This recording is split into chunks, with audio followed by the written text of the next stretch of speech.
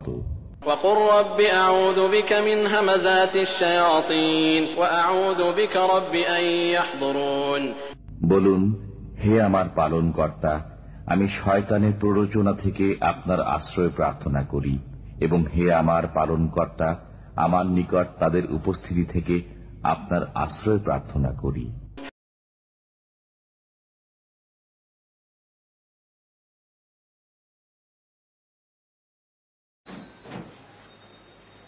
أعوذ بالله من الشيطان الرجيم بسم الله الرحمن الرحيم رب اشرح لي صدري ويسر لي أمري واحلل عقدة من لساني يفقهوا قولي اللهم صل على محمد وعلى آل محمد بسم الله الرحمن الرحيم। আমরা যারা কোরআনের রীতিমতো যারা ছাত্র, আমরা কোরআন অধ্যয়নের ক্ষেত্রে কতগুলো বিশেষ বিশেষ জায়গা আছে যেগুলো বারবার করে রিপিট করলে, বারবার করে পুনরাবৃত্তি করলে, কোরআন যেহেতু জিকরা, এটা একাধারে কালামুল্লাহ, একাধারে নিত্যপাঠ্য, কারণ এই জন্য যে এর নাম হয়েছে জিকরা, এর নামই জিকরা, যা স্মরণ জাগিয়ে দেবে বা স্মরণ করিয়ে দেবে। এখন যেটা স্মরণ, যে জিনিস স্মরণ করিয়ে দেবে তাকে তো স্মরণ করে নিতে হবে। সেটা স্মরণ করিয়ে দেবে কিসের মাধ্যমে? সে আল্লাহ তাআলার প্রথম, আমরা সব জিনিস যদি সিরিয়ালি আনি, আল্লাহ তাআলার প্রথম আদেশ ইকরা, পড়। আমরা যদি পড়ি তাহলে আমাদের স্মরণ জাগিয়ে দেবে, স্মরণ জাগবে, যে স্মরণ আমাদেরকে জাগ্রত রাখবে, আমাদেরকে জাগিয়ে রাখবে। তো সেইখানে কোরআনে এত বড় একটা এত একটা বিষয়, যেমন একদম মানুষের আদি পিতা আদম আলাইহিস সালাম, এবং তার সাথে আল্লাহ তাআলার আরেক সৃষ্টি, আমি বলবো মহান সৃষ্টি জিন, এবং তাদেরই এক পিতা বা তাদেরই এক পুরুষ ইবলিস, তার সঙ্গে আমাদের পিতা আদম আলাইহিস সালামের বিবাদ। তার বিষয়টা যদি আমাদের সামনে স্পষ্ট থাকে, তাহলে এই পৃথিবীতে যত গন্ডগোল, যত, এমনকি আমাদের নিজের যে নিজ সংক্রান্ত, নিজের ব্যক্তিগত জীবনে, পারিবারিক জীবনে, সামাজিক জীবনে, যেখানে যত রকমের আমরা ম্যাল অ্যাডজাস্টমেন্ট বা গড়মিল আমরা দেখি, আমাদের কাছে কারণটা স্পষ্ট থাকবে। এটা এই কারণে হচ্ছে, কোনো একটা কারণ, কোনো একটা জিনিস অস্পষ্ট থাকবে না, কোনো একটা জিনিস না।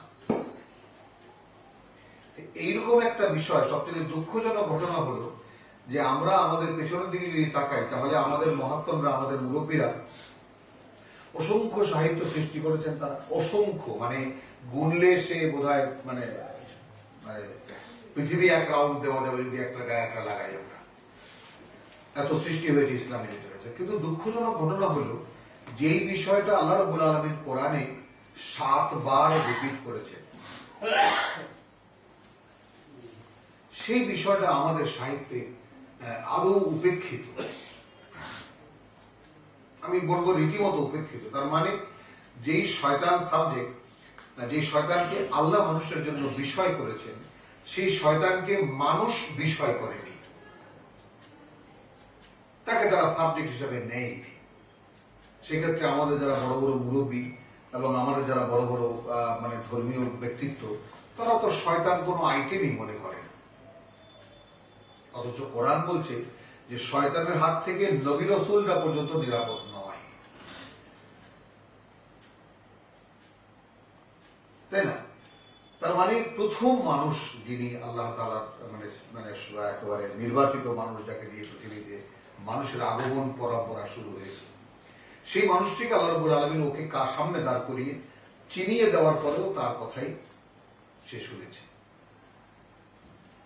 তাহলে এখন আমাদেরকে দেখতে হবে যে আল্লাহ তাআলার কথা জানার পরেও তিনি সৃষ্টিকর্তা, তিনি প্রতিপালক, এবং তিনি যাকে শত্রু হিসেবে আঙ্গুল দিয়ে দেখিয়ে দিলেন যে এই কিন্তু তোমারও শত্রু, তোমার বউয়েরও শত্রু, দেখো যদি এর কথা শোনো তাহলে কিন্তু বিপদে পড়ে যাবে, এইভাবে পরিষ্কার বলে দেওয়ার পরেও আমাদের পিতা তিনি তার কথাই শুনলেন।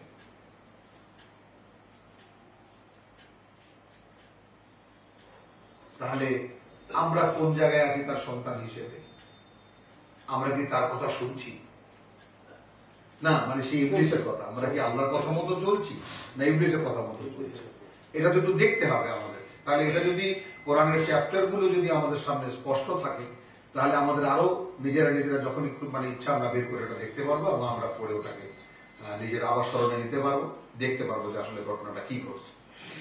আচ্ছা, সেই উল্টো দিক থেকে আমরা যাব। 7 জায়গায় আছে, 6 জায়গায় 6 উল্লেখ বা 6টি আলোচনা আছে মাক্কি সূরায়, অর্থাৎ রাসূলের নবুয়তি জীবনের 13 বছর পর্যন্ত 6 বার এই কথাটা এসেছে, আর মদিনায় আসার পর 1 বার, অর্থাৎ মাদানী সূরাতে বা মাদানী যুগে 1 বার। তো সেখানে খেলাফত প্রসঙ্গ। আর বাদবাকি যে 6 জায়গা, সেই 6 জায়গায় কিভাবে আছে সেটা আমরা শুরু করব সূরা সাদ থেকে, কোরআনের 38 নম্বর সূরা। নাজিল পরম্পরায় আমরা এটাকে দেখব কিভাবে শুরু হয়েছে এবং কিভাবে সেখানে মানে বলা হয়েছে।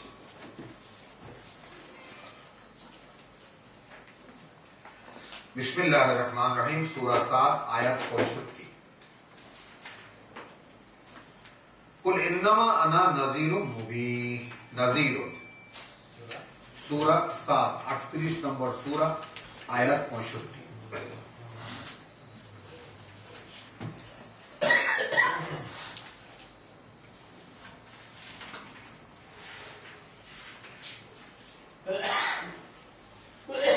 আদেশ হচ্ছে আল্লাহ রাব্বুল আলামিনের তার রাসূলকে, মানে রাসূলের প্রতি, বলো আমি একজন সাবধানকারী। ইন্নামা আনা মুনজিরুন, মানে আমরা দেখব যে আল্লাহ রাব্বুল আলামিন তার রাসূলকে মানুষের সঙ্গে কিভাবে কথা বলতে শিখিয়েছেন। তাহলে এখানেও একটা শিক্ষা থাকবে আমাদের জন্য যে আর আমরা কিভাবে কথা বলি। রাসূল আদিষ্ট হয়েছেন, বলো আমি একজন সাবধানকারী। ওয়ামা মিন ইলাহিন ইল্লাল্লাহ, নেই তোমরা মানতে পারো এমন কোন মান্য আল্লাহ ছাড়া, আল ওয়াহিদ আল কাহ্হার, তিনি একমাত্র একক অথচ সর্বত্র বিরাজিত একই সঙ্গে। এই বিষয়টা আমরা যদি নিজের দিকে তাকাই, তাহলে আমরা অনায়াসে এই বিষয়টা বুঝতে পারি যদি আমরা লক্ষ্য করে দেখি। যেমন মানুষের মন এবং মানুষের দেহ। মন যেমন আমরা বলি ভাই বুকের দিকে দেখিয়ে বলবে মনে বড় কষ্ট, তার মানে এর একটা সেন্টার আছে। আবার যদি পায়ের আঙ্গুলের মাথায় যদি কোনো একটা ছোট্ট কাঁটা ঢোকে বা একটা পিঁপড়ায় কামড় দেয়, আমরা টের পাই। একই সঙ্গে যদি চুলের উপরেও কোনো পিঁপড়া হাঁটে বা কোনো পোকা হাঁটে, আমরা টের পাই। তো এই টেরটা পায় কি? অনুভূতি তো এটা আছে, এটা দেহের অনুভূতি মগজ প্রসেস করে মেসেজটা আলটিমেটলি দেয় কাকে? মনকে। নাকি এই তো আমাদের দৈহিক কার্যকারণটা কি, মানে যা কিছু দেহে ঘটে এটা আমরা বুঝি, আমাদের মগজ এটাকে প্রসেস করে মনকে মেসেজটা দেয় যে এখন এই ঘটনাটা ঘটছে, এখন গরম লাগছে, শীত লাগছে, কাঁটা ফুটেছে, পিঁপড়ায় কামড় দিয়েছে, বা ঝাল লাগছে, তিতা লাগছে, মিষ্টি লাগছে, ইত্যাদি। তো মনের কে আমরা বলি ভাই মনে খুব ব্যথা, অর্থাৎ মনের একটা সেন্টার আমরা দেখাই, তার মানে আল্লাহর একটা আরশ আছে, আমরা এটা কোরআন বলছি। আবার একই সঙ্গে এই মন একই সময় এই দেহের সর্বত্র বিরাজিত এবং উপস্থিত। এবং সেটা কতটা, যে আমরা মানুষ যদি ঘুমিয়েও থাকি তাহলে মশায় কামড় দিলে দেখা যায় আমরা সে মশাটাকে মারছি আদৌ ঘুম আদৌ জাগরণে, অথবা আদৌ ঘুম আদৌ জাগরণে আমরা দেখছি যে শীত লাগছে, এটা কাঁথা গায়ে দিচ্ছি, আবার টেনে লেপ গায়ে দিচ্ছি টেনে। তো এই আদৌ ঘুম আদৌ জাগরণের আমাদের অবস্থা। এখন গভীরভাবে ঘুম তো সেই মৃত্যুর সাথে তুলনা করে চালনা, সে কথা এখানে আসে না, তখন চেতনাহীন আমরা হয়ে যায়। কিন্তু যতক্ষণ চেতনা থাকে ততক্ষণ এটা স্পষ্ট যে আমরা মন যেমন একই সময়ে দেহের সর্বত্র বিরাজিত, তারপরেও তার একটা সেন্টার আছে, ঠিক সেইভাবে আল্লাহ রাব্বুল আলামিন একই সঙ্গে তার একটা আরশ আছে এবং একই সময়ে সমস্ত সৃষ্টি জগৎকে তিনি যেমন ইহাতা করে রেখেছেন, অর্থাৎ সর্বত্র তিনি একই সময় বিরাজিত। এই ব্যাপারটা যার যার জায়গায় থাকে থেকে ভেবে দেখার মতো ব্যাপার। মোবাইলের নেটওয়ার্ক সিস্টেম দেখেন, সেন্টার আছে সব জায়গায়, সব মোবাইলে দেখো এখন যার সাথে মেলে আমরা মিলিয়ে দেখতে পারি। আচ্ছা, তাহলে সে কি বলছে? প্রথমেই বলছে আল্লাহর আদেশে, কুল তুমি বলো, ইন্নামা আনা মুনজিরুন, কেউ নই আমি এছাড়া একজন সাবধানকারী, ওয়ামা মিন ইলাহিন, আর নেই তোমরা মানতে পারো এমন কেউ, ইল্লা আল্লাহ, আল্লাহ ছাড়া, আল ওয়াহিদ আল কাহার, তিনি একমাত্র একক অথচ সর্বত্র বিরাজীন একই সময়। রব্বুস সামাওয়াতি ওয়াল আরদ, তিনি সৃষ্টিকর্তা, তিনি প্রতিপালক ওই আকাশমণ্ডলী আর এই পৃথিবী, ওয়ামা বাইনাহুমা, আর যা কিছু আছে ওই আকাশ আর এই পৃথিবী, এই দুইয়ের মাঝখানে, আল আজিজ আল গফফার, তার আরেক পরিচয়, তিনি সর্বশক্তিমান অথচ অত্যন্ত ক্ষমাপরায়ণ। কুল, আবার আদেশ এলো, হুয়া নাবাউন আযীম, এ এক বিরাট সংবাদ, এ এক বিরাট সংবাদ, আনতুম আনহু মুরিদুন, তোমরা এ থেকে, তর্জমা দেখা যাচ্ছে ইহা শুনিয়া তোমরা মুখ ফিরাইয়া লইতেছ, কিন্তু এটা আমি এই তর্জমার সাথে একটু দ্বিমত করি। আমি যেটা বলতে চাই, কুল হুয়া নাবাউন আযীম, অর্থাৎ যা এখন আমি বলতে যাচ্ছি এক বিরাট সংবাদ, আনতুম আনহু মুরিদুন, তোমরা মানে বস্তুত তোমরা এ থেকে মুখ ফেরানো। আমরা যারা উপস্থিত তারা প্রত্যেকে আরবি ইবারতও সামনে রাখি, বাংলা তর্জমাও সামনে রাখি। এটা আমাদের যার যার সামনে আছে 50, 60 বছর, 70 বছর আগের তর্জমা, তাই না? এনারা করেছেন, তখনকার বোধ বুদ্ধি যতটুকু প্রকাশিত ছিল অতটুকুই প্রকাশ ছিল। তো কোরআন নিয়ে গবেষণা তো চলছে। হ্যাঁ, তো প্রত্যেকটা প্রজন্মের উপরে এই কোরআনের মানে মানে কালকে না পরশুদিন ইন্ডিয়ান টেলিভিশনে দেখাচ্ছিল যে কোন এক দার্শনিক বলে গেছে যে প্রত্যেকটি প্রজন্মের কাছেই জ্ঞানের দায়িত্ব আছে। আর কোরআন পড়লে আমি যেটা দেখি অদ্ভুত ভাবে, যে এটা আমার বাবা কত বড় আলেম ছিলেন এই কোশ্চেন নয়, কোশ্চেন হলো যে আমি কতটা পড়েছি, এটা আমি কতটা জেনেছি সরাসরি এই কোরআন থেকে। কারণ বাবার প্রজন্ম, ওইটার সময়, কাল, প্রেক্ষিত, তখনকার চিন্তা, তখনকার ভাবনা ওই সময়ের। এবং আমরা যদি একটু সচেতন হই তাহলে আমরা স্পষ্ট দেখতে পাবো প্রত্যেকটি প্রজন্মের সঙ্গে সঙ্গে এনভায়রনমেন্টাল মানে আবহাওয়ার দিক থেকে সবকিছু কিন্তু পরিবর্তিত। যেমন আমাদের বাবা বা দাদারা সেই সময় বা বাবাদের সময় যদি আমরা বলি, সেখানে কি ছিল? তারের টেলিফোন ছিল, তারের টেলিগ্রাম ছিল। হ্যাঁ, আর এখন এখানে বসে একটা ছোট্ট একটা বইয়ের মতো ধরে আমেরিকা, কানাডা এক কথা বলে, তাকে আমি দেখি, সেও আমাকে দেখে, ভাবা যায়। তাহলে মাত্র 40-50 বছরে কত বড় মানে পরিবর্তন হয়ে গেছে। ঠিক এই জিনিসটাকে আমরা আবার আমাদের বাবা এবং দাদার মধ্যে পার্থক্য ধরি, তাই না? আমাদের দাদাদের মুখে শুনেছি তারা কিভাবে কলকাতা যেতেন, কিভাবে হজে গিয়েছেন, সেটা এক অদ্ভুত কাহিনী। তারপর তাদের সঙ্গে আর বাবাদের যুগ ছিল আবার তাদের থেকে অনেকটা লেটেস্ট। তো তাদের যুগ ছিল নৌকার যুগ, পায়ে হাঁটার যুগ, বাবাদের যুগ হলো স্টিমারের যুগ, লঞ্চের যুগ, ট্রেনের যুগ।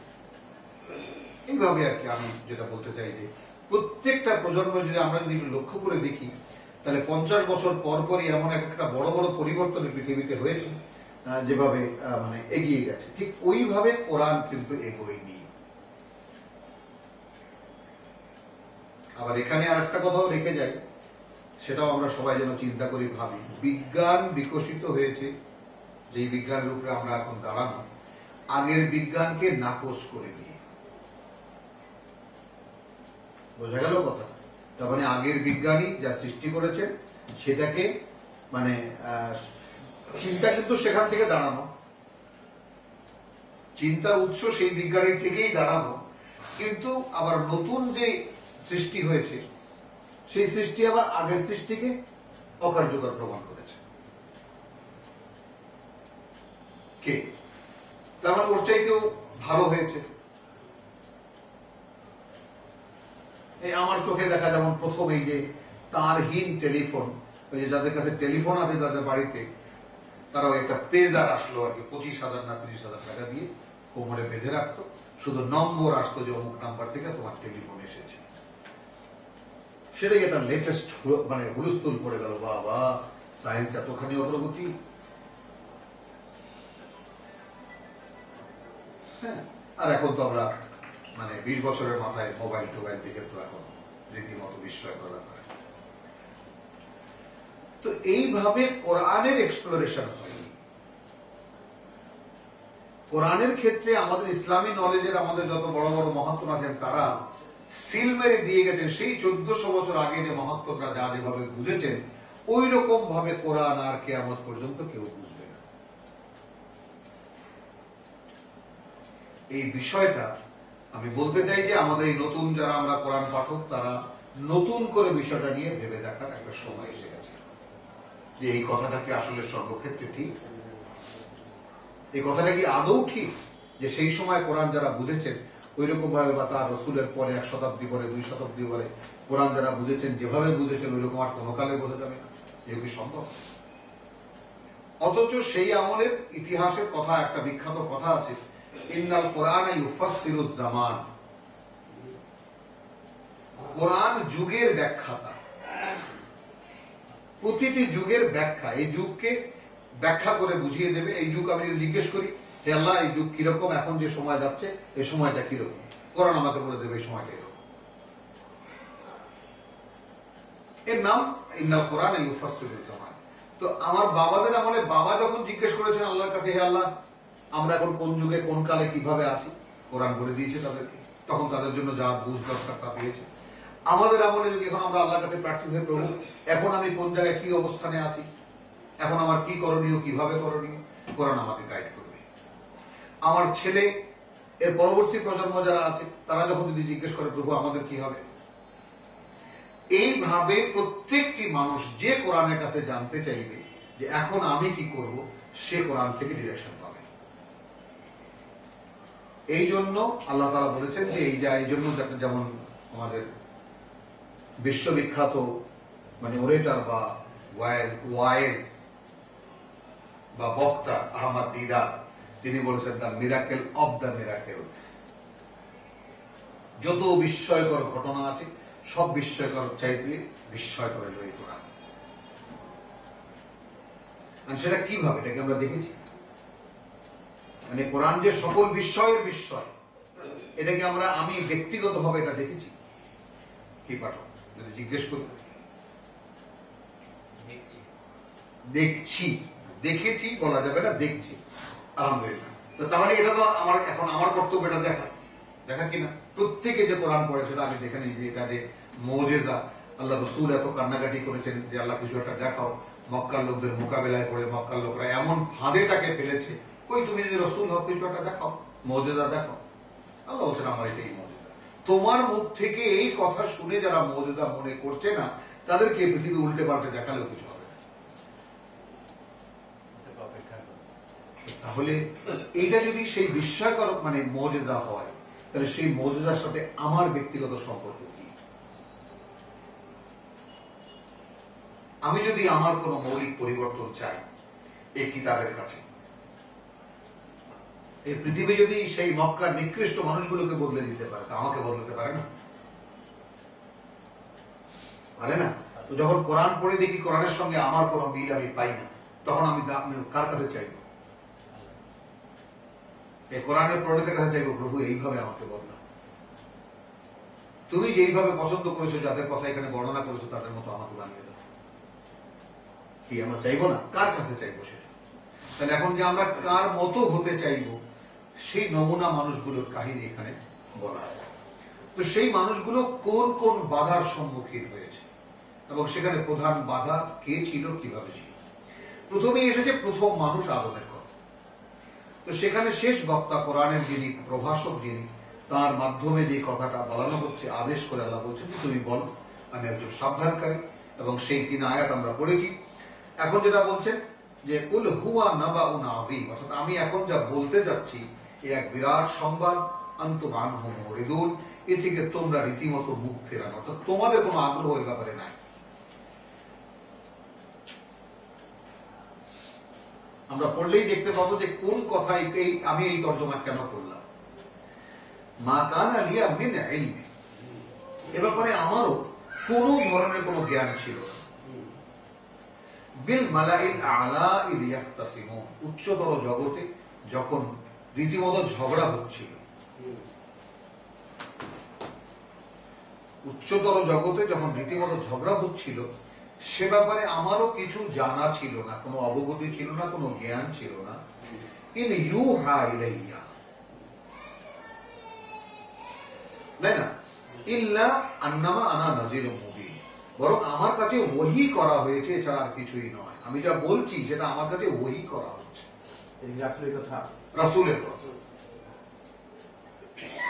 ইন ইউহা ইলাইয়া ইল্লা আন্নামা, কিন্তু ওই কুলের আন্ডারে, কিন্তু আল্লাহ তাআলার আদেশে বলা হচ্ছে এগুলো।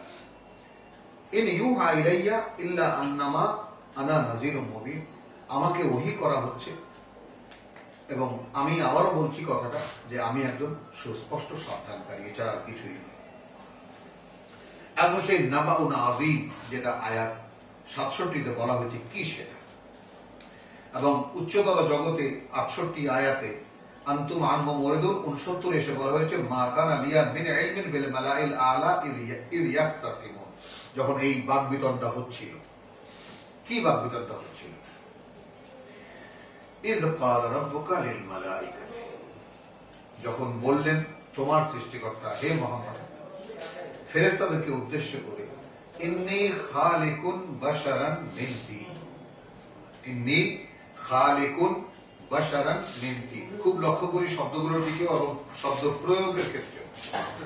আমি সৃষ্টি করতে যাচ্ছি একটি মানুষ কাদা দিয়ে। ফাইদা সাওয়াইতুহু, তারপর যখন আমি তার বানানো সম্পূর্ণ করব, ওয়া নাফাখতু ফীহি মিন রূহি, এবং ফুঁকে দেব তার মধ্যে আমার থেকে রূহ, মিন রূহি, বা আমার যে রূহ তা থেকে একটি অংশ, ক্ষুদ্র অনুপরিমাণ, মিন রূহি। আমরা যারা কিঞ্চিত পরিমাণ আরবি জানি তারা যেন বিষয়টাকে লক্ষ্য করার চেষ্টা করি। ওয়া নাফাখতু, এবং আমি ফু দেই, ফীহি, তার মধ্যে, মিন রূহি।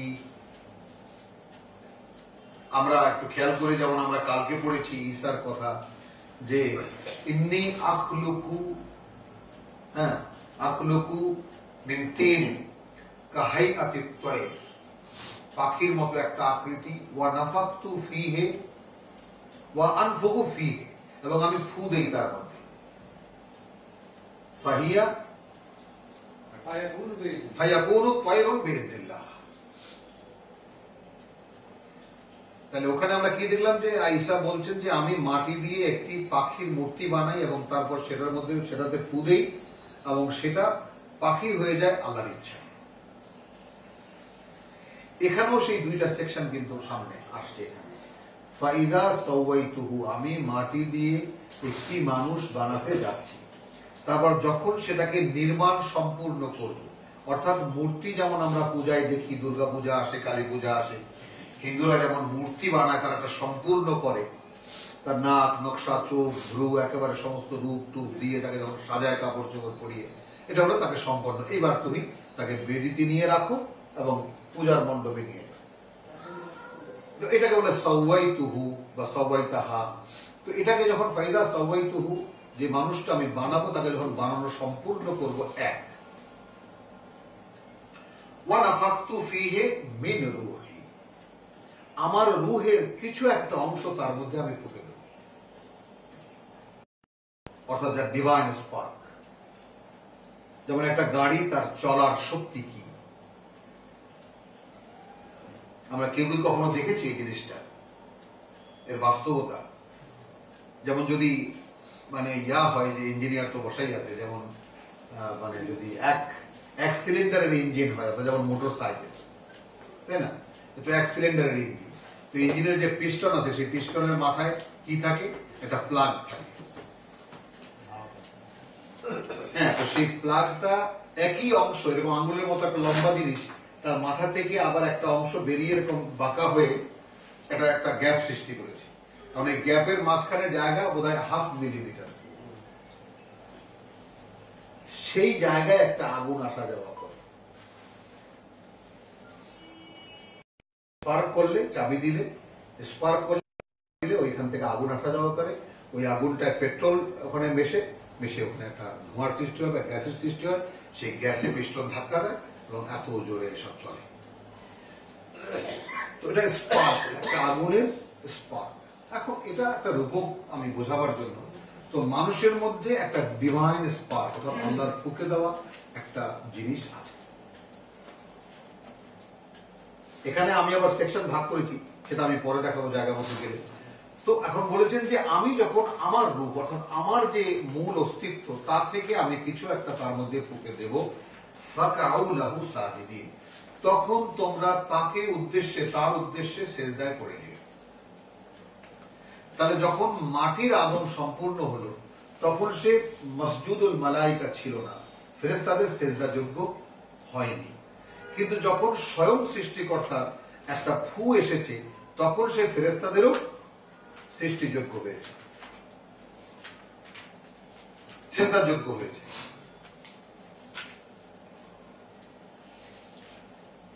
ফাসাজাদাল মালাইকাতু, যথারীতি বানানো হলো এবং রূহ ফুঁকে দেওয়া হলো এবং ফেরেশতারা সেজদা করলো। কুল্লুহুম আজমাউন, তাদের সকলে একসাথে, ইল্লা ইবলিস, কিন্তু ইবলিস করল না। তবে ইবলিস নয়, ইস্তাকবার, সে নিজেকে বড় মনে করলো, ওয়া কানা মিনাল কাফিরিন, এবং সে হয়ে গেল আল্লাহর আদেশ প্রত্যাখ্যানকারীদের অন্তর্ভুক্ত বা অকৃতজ্ঞদের অন্তর্ভুক্ত।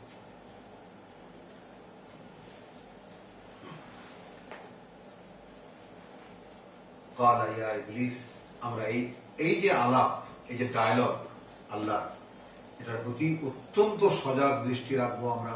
আমি বারবার করে বলেছি রসুলদের সঙ্গে আল্লাহর কথোপকথন, ইবলিসের সঙ্গে আল্লাহর সরাসরি কথোপকথন, এরকম বহু কথোপকথনে কোরআনে ডায়ালগের সেই সিকোয়েন্স গুলো যদি আমরা একটু খুব মনোযোগ দিয়ে দেখি, আল্লাহর কথা বলার ধরন, কি বলেন, কিভাবে বলেন, উত্তরে কে কি বলে, এগুলো রীতিমতো পাঠ্য, একেবারে গভীর গবেষণার জিনিস কোরআন থেকে।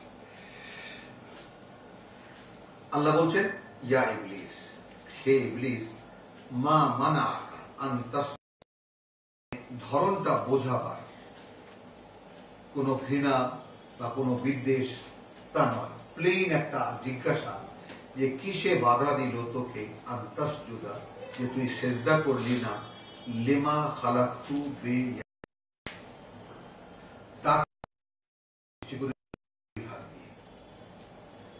বেয়াদাইয়া, জসিম ঝিমনি আসে না, হ্যাঁ খবরদার, আমার 2 হাত দিয়ে। এখন এই 2 হাত কি, ওই এক হাত মাটির সৃষ্টি দিয়ে বানানো, আর এক হাত হলো নাফাখতু ফীহি মিন রূহি, বোঝা গেল? দুটোই রূপক। এবং সৃষ্টি জগতে যত সৃষ্টি আছে, মানে এমনি মানুষের পরে পৃথিবীতে, তো যদি প্রথম ধরি তাহলে গ্রেটার কি হবে, তিমি মাছ, হাতি, তারপর বাঘ, ভাল্লুক ইত্যাদি, এই থেকে একেবারে পিঁপড়া, পোকামাকড় এবং অনুপরমাণু পর্যন্ত এই সিরিয়ালে যাবে। অদৃশ্য জগতে মানুষের মতো সেন্সিবল ক্রিয়েশন কি আছে, ফেরেশতা আছে, জিন আছে, যা আমরা দেখি না, কিন্তু মানুষের মতো চেতনা সম্পন্ন। এটা আল্লাহ, আমরা কোরআনের মাধ্যমে আল্লাহ আমাদেরকে জানিয়ে দিয়েছেন যে তারাও সচেতন এবং তারাও জ্ঞান বুদ্ধিওয়ালা, তোমাদের যেমন জ্ঞান বুদ্ধি আছে। আবার কোরআন বলছে যত পৃথিবীতে যত প্রাণী দেখতে পাও, পাখি দেখতে পাও, এরা সবাই তোমাদেরই মতো জাতি প্রজাতি, সবাই উম্মাহ, এবং কুল্লুন কাদ আলিমা সালাতাহু ওয়া তাসবিহাহু, প্রত্যেকে জেনে নিয়েছে বা ইতিমধ্যে জেনে নিয়েছে বা জেনে গেছে তাদের সালাত এবং তাদের তাসবিহ। এই কারণে তখনই কোরআনে যেমন 5টা সূরা আছে, শুরু হয়েছে সাব্বাহা লিল্লাহি মা ফিস সামাওয়াতি ওয়া মা ফিল আরদ, তাসবিহ করছে আল্লাহ যা কিছু আছে এই পৃথিবীতে, যা কিছু আছে ওই আকাশে, যা কিছু আছে ওই আকাশে, যা কিছু আছে এই পৃথিবীতে। তো এ তো একটা প্রতিষ্ঠিত সত্য। তেমনি মানুষের ক্ষেত্রে আমরা যেটা দেখি যে এখন ইবলিসকে জিজ্ঞেস করছি যে মা মানা, বিষয়টা আমরাও একটু দেখি, কিসে বাধা দিল তোকে, কিসে নিষেধ করলো তোকে, আনতাসজুদা সেজদা করলি নে লিমা খালাকতু বিয়াদাইয়া, যাকে আমি আমার দুই হাত দিয়ে সৃষ্টি করেছি। বোঝা গেল দুই হাত কোনটা? প্রথম কথা হলো ফাইদা সাওয়াইতুহু ইন্নী খালিকুন বাশারান মিন তিন, আমি বানাতে যাচ্ছি একটি মানুষ কাদা দিয়ে। এ তো একটা। ফাইদা সাওয়াইতুহু, যখন তাকে বানিয়ে সম্পূর্ণ করব, ওয়া নাফাকতু ফিহি মিন রূহি, এটা আরেকটা। কে বোঝা গেল না? এবং তার মধ্যে আমি রূহ থেকে ফুঁকে দেব। তো দুইটা জিনিস হলো না? এই দুইটা জিনিসকে আল্লাহ বলছেন বেয়াদাই, তো আমার দুই হাতের তৈরি। এবং এই দুই জিনিস মিলিত হয়েছে মানুষে, এই জন্যই মানুষ আশরাফুল মাখলুকাত। যত সৃষ্টি আছে তার উচ্চতর সৃষ্টি মানুষ, এই কারণে যে বস্তু এবং অদৃশ্য এই দুই জিনিসের মানে একত্রীকরণ হয়েছে মানুষে এসে,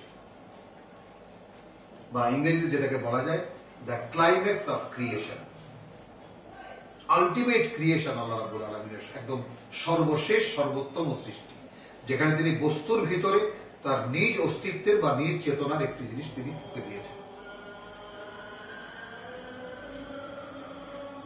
বোঝা গেল? থাকলো মানে আমরা এই কথাগুলো সামনে আরো বুঝতে আরো খুলবে সামনের কথাগুলো। এখন আল্লাহ জিজ্ঞেস করছেন, ইয়া ইবলিস মা মানা আকা আন তাসজুদা লিমা খালাকতু বিয়াদাইয়া আস্তাকবারতা। আল্লাহ জিজ্ঞেস করেছেন, তুই কি বড়ত্ব দেখালি? আম কুনতা মিনাল আলিম, নাকি তুই আগে থেকেই এমন কোন অবস্থানে ছিলি যা এর চাইতে উচ্চতর? আমরা বিষয়টাকে বোধে নেই, বুঝতে চেষ্টা করি একদম, তাই না? একেবারে সহজে বুঝতে চেষ্টা করি। আল্লাহ রাব্বুল আলামিন দুইটা জিনিস বলেছে, যে তুই কি এখন কোন বড়ত্ব দেখালি, নাকি তুই আগে থেকেই, অর্থাৎ আমার আদেশ লঙ্ঘন করা যায়, আমার আদেশ অমান্য করা যায়, এইরকম কোন বড়ত্ব তোকে এর আগে দেওয়া হয়েছিল? আম কুনতা মিনাল আলিম।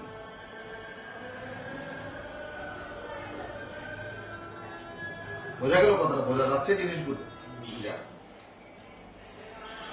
ওর সিম্পল একটা কল, আনা কালা আনা খায়রুম মিনহু, সে বলল আমি ওর চাইতে ভালো। এখন ভালো কিভাবে? ও দেখাচ্ছে, খালাকতানি মিন নার ওয়া খালাকতাহু মিন তিন, তুমি আমাকে সৃষ্টি করেছো আগুন দিয়ে এবং ওকে সৃষ্টি করেছো কাদা দিয়ে।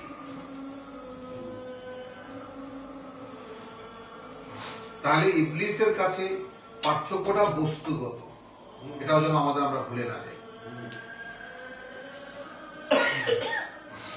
চেতনাগত নয়। ওর পার্থক্যটা দেখিয়েছে আমাদেরকে যে ওকে তুমি কাদা দিয়ে বানিয়েছো, আমাকে তুমি আগুন দিয়ে বানিয়েছো, সো দ্যাট আমার বিবেচনায় আমার কাছে লাগছে যে আমি ওর চাইতে বেটার, ওর চাইতে ভালো। আমি আবারও কথাটা রিপিট করি, কারণ এইটাই হলো চাবি। আমি বলেছি না যে কোরআন হলো সুন্নাহ, তাই না? চাবি, ওই চাবির কিন্তু ঘাট একটাই, যেটা দিয়ে তালা খোলে। এরকম কতগুলো ঘাট আছে, সেই ঘাটগুলো আসলে কি কি সেগুলো আমাদেরকে জেনে নিতে হবে। এখানে আল্লাহ জিজ্ঞেস করেছেন, ইয়া ইবলিস, কত সুন্দর ভাবে জিজ্ঞেস করেছেন আল্লাহ, মা মানা আকা, কে বাধা দিল তোকে, কিসে বাধা দিল তোকে? আল্লাহ তাসজুদা, এই যে তুই সিজদা করলি নে, তাই না? লিমা খালাকতু বিয়াদাইয়া, তাকে যাকে আমি সৃষ্টি করেছি আমার দুই হাত দিয়ে। অর্থাৎ এখানে এক ইনফরমেশন ইবলিসকে বলে দেওয়া হলো, তুই তো আমার দুই হাতের নস। মানে আল্লাহ রাব্বুল আলামিন প্রথমেই তো পার্থক্যটা ওকে দেখিয়ে দিলেন, লিমা খালাকতু বিয়াদাইয়া। ফেরেশতাদেরকে যখন বললেন তখনও কিন্তু দুই জিনিসের কথা বললেন, ইন্নী খালিকুন বাশারান মিন তিন ফাইদা সাওয়াইতুহু ওয়া নাফাখতু ফীহি মিন রূহি, দুটো। হলো, তাহলে ফাকাউ লাহু সাজিদিন, তাহলে ফেরেশতারা কিন্তু রূহ যখনই ফুঁকে দেওয়া হলো তো তাদের যে গ্রেটার হয়ে গেল, সঙ্গে সঙ্গে বুঝে গেল এবং সেজদায় পড়ে গেল। তাদের মুহূর্ত দেরি হয় না বুঝতে। তাহলে কতটা স্মার্ট তারা, কতটা আন্ডারস্টুড আল্লাহর প্রত্যেকটি আদেশে।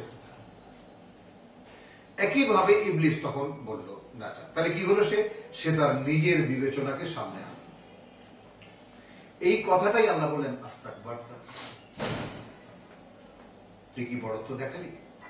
এখানে আমরা সংক্ষেপে বলতে পারি যে তার তর্জমা হয় অহংকার করলি। তো অহংকারের কোনো মানে দাঁড়ায় না। অহংকার তো আমরা যেগুলা বুঝি, বাড়ির অহংকার, গাড়ির অহংকার, কিসের অহংকার, রূপের অহংকার, এগুলো অহংকার প্রকাশিত নয়। তুই কি বড়ত্ব দেখালি আম কুনতা মিনাল আলিন, নাকি আগে থেকেই তুই কেমন কেউ তোকে আমি বানিয়েছিলাম যে আমার আদেশ লঙ্ঘন করার ক্ষমতা রাখে।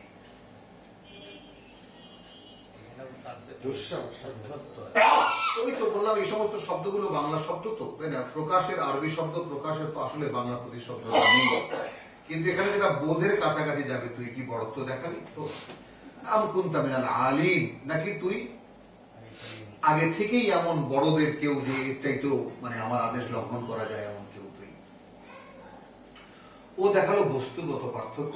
আনা খায়রুম মিনহু ক্বালা আনা খায়রুম মিনহু খালাকতানি মিন নার ওয়া খালাকতাহু মিন তিন ক্বালা ফাখরুজ মিনহা, তাহলে তুই এখান থেকে বেরিয়ে যা। তার মানে যে মিটিংটা আমি করতে চেয়েছিলাম সেই মিটিং এর সদস্য তুই এখন আর থাকলি না। আমরা যেন সিচুয়েশনটা বুঝি।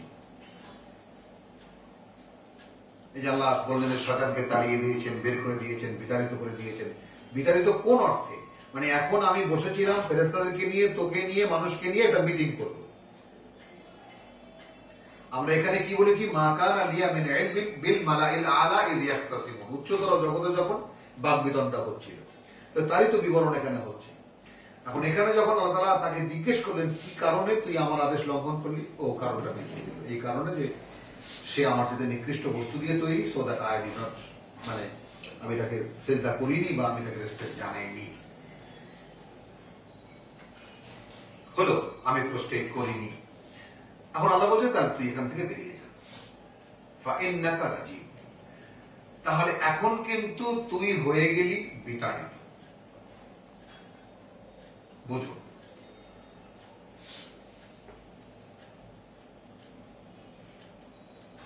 তাহলে আল্লাহ তাআলার একটি আদেশ যে সচেতন ভাবে অগ্রাহ্য এবং প্রত্যাখ্যান করেছে সে কি বিতাড়িত। এখন বিতাড়িত তো হলো, কিন্তু এখানে সঙ্গে সঙ্গে আল্লাহ বলছেন ওয়া ইন্না আলাইকা লানাতি, এখন কিন্তু তোর উপরে আমার অভিশাপ থাকবে ইলা ইয়াউমিদ্দিন, যেদিন বিনিময়ের দিবস, সেই দিন পর্যন্ত। মালিক ইয়াউমিদ্দিন, সেই ইয়াউমিদ্দিন পর্যন্ত তোর উপরে আমার অভিশাপ থাকবে, অর্থাৎ তুই এখন থেকে আমার অভিশাপের বাহন।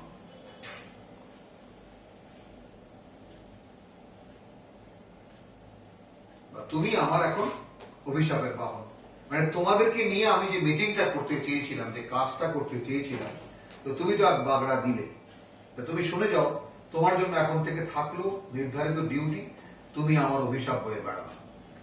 যে যে মানুষ অভিশপ্ত হবে তার উপরে তোমাকে আমি পাঠাবো। সেটা আমরা সামনে গেলে পাবো, আমার আগাম বলা ঠিক হয়নি।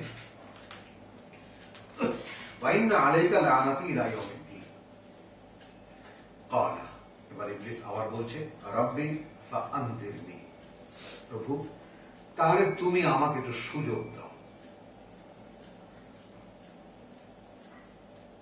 হলো ইলা ইয়াউমি ইউবাসুন, এদেরকে তুমি আবার যেদিন জীবিত করে তুলবে সেই দিন পর্যন্ত, অর্থাৎ ইয়াউমিদ্দিন আর ইয়াউমি ইউবাসুন,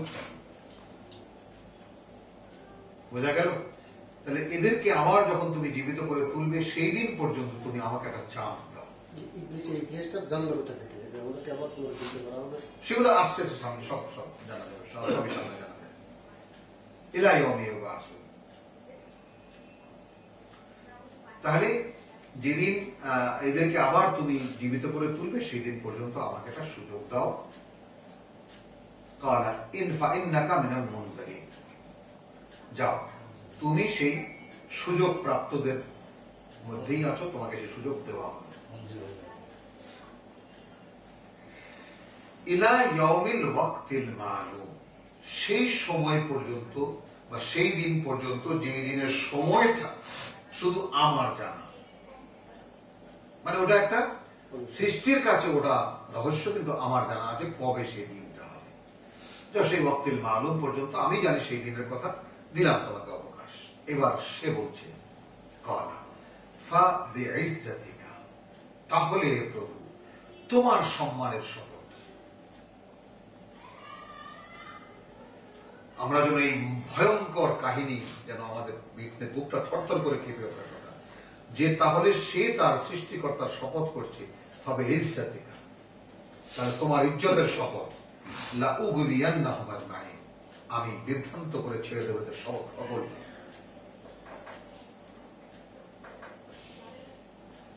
লা উগরিয়ান্নাহুম, আমি একদম চূড়ান্ত পর্যায়ে বিভ্রান্ত করে ছেড়ে দেবো আজমাইন, এদের সকলকে। এখানে সকলকে বলছে, আর যে বলতেছে যে আচ্ছা সকলে সব আমরা যাচ্ছি তো টোটাল বিষয়, কাজে আগে তাকে দেওয়ার দরকার। এখানেই আছে সেই ব্যতিক্রম, ইল্লা ইবাদাকা মিনহুম আল মুখলাসিন, তাদেরকে নয়, তোমার যে বান্দারা তাদের মধ্যে আল মুখলাসিন, তোমার মনোনীত, তোমার একনিষ্ঠ না।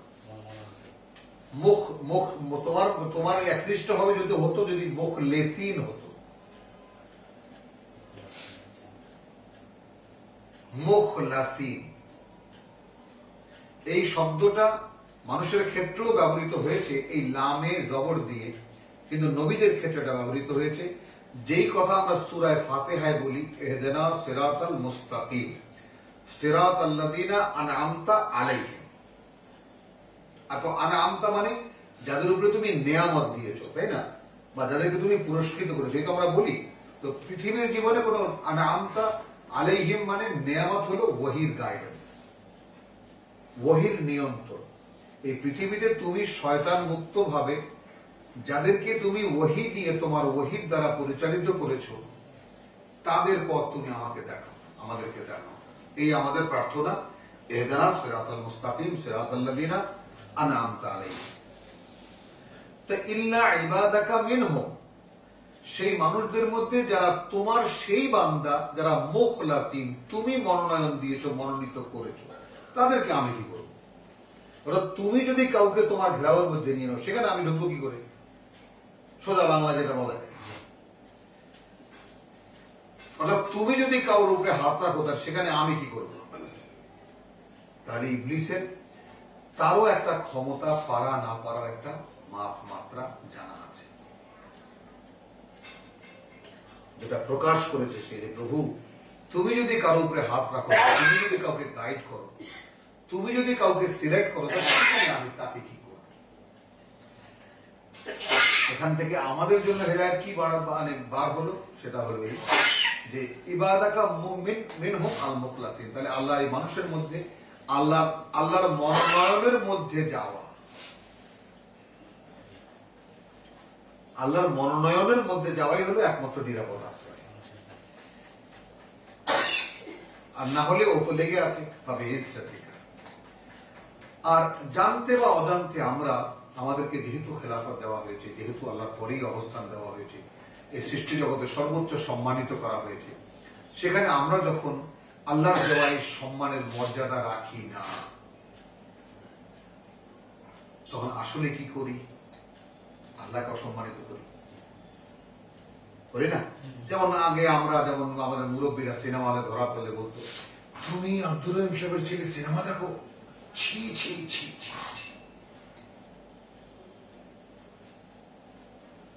চুরিদারি করে যদি আমরা কিছু দেখতাম ধরা পড়লে, আল্লাহ,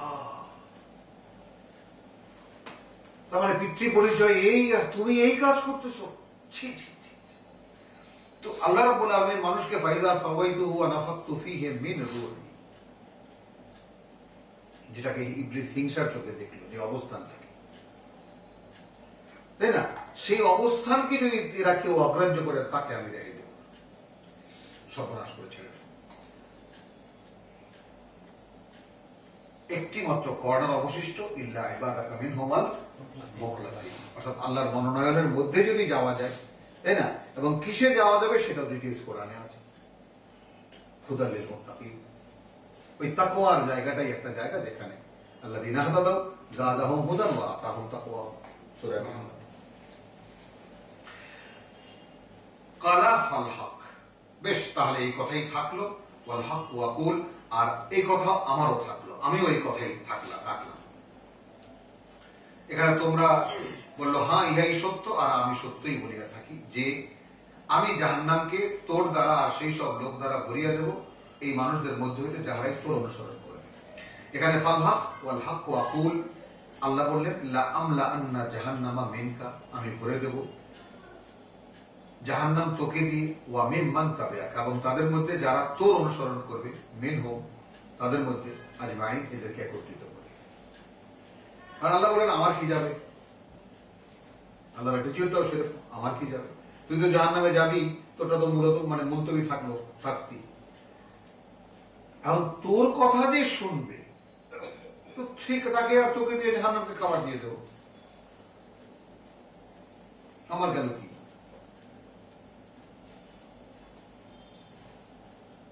তোকে আমি এখানে দেখেছিলাম একটা পরামর্শ করব বলে, তুই সেটা শুনলি না, হলো থাকলো বাকি মানুষ আর ফেরেশতা। আর তার ক্ষেত্রেও তুই চ্যালেঞ্জ করলি, তাকে তুই সময় চাইলি যে তুই একটু দেখে দিবি, বেশ দেখে দে।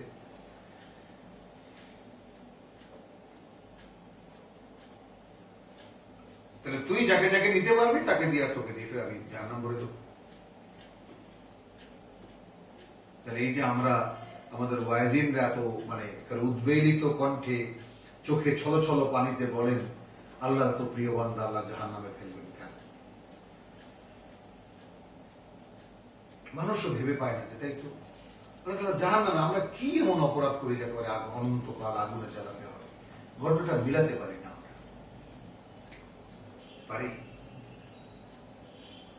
একটু খেয়াল করে দেখি, অনন্তকাল আমাকে জাহান্নামে জ্বালাবে বিষয় আল্লাহ, এই বিষয়টা আল্লাহ গফুরুর রহিম, আল্লাহ গফুরুর রহিম, আল্লাহ গফুরুর রহিম, আল্লাহ ক্ষমা পরায়ণ, আল্লাহ অত্যন্ত ক্ষমাশীল, আল্লাহ দয়ালু, দয়ার সাগর। আবার হুজুররা বলেন যে পাপ না করলে মাফ করবে কি আল্লাহ? একটা জাতি তৈরি করবে, হ্যাঁ, বলছে যে একটা জাতি বানাবে, বানায় তাদেরকে দিয়ে পাপ করায়, তাদেরকে মাফ করায় দেখাবে আল্লাহ। যাই হোক, এই সমস্ত গল্প চালু। আর এখানে বলছে আমার কি যাবে, তোর কথা যে শুনবে তাকে, সেই মানুষটাকে আর তোকে দিয়ে আমি জাহান্নাম ভরে দেবো। কল, আবার সঙ্গে সঙ্গে এখন রসুলকে বলছেন বলো মা আসআলুকুম আলাইহি মিন আজরি, আমি চাইনি তোমাদের কাছে এই কথা বিনিময়ে কোন ধরনের মজুরি, কোন বিনিময়। তাহলে কোন একটু কথা আল্লাহর আদেশ সংক্রান্ত, কোরআন সংক্রান্ত শোনাবার সঙ্গে সঙ্গে সমস্ত নবী রাসূলদেরকে একই আদেশ দিয়েছেন যে তুমি সঙ্গে সঙ্গে শুনিয়ে দাও, এর বিনিময়ে কিন্তু, এর কোনো বিনিময় আমি চাই না তোমাদের কাছে। মিন আজরি, not cash, not in kind.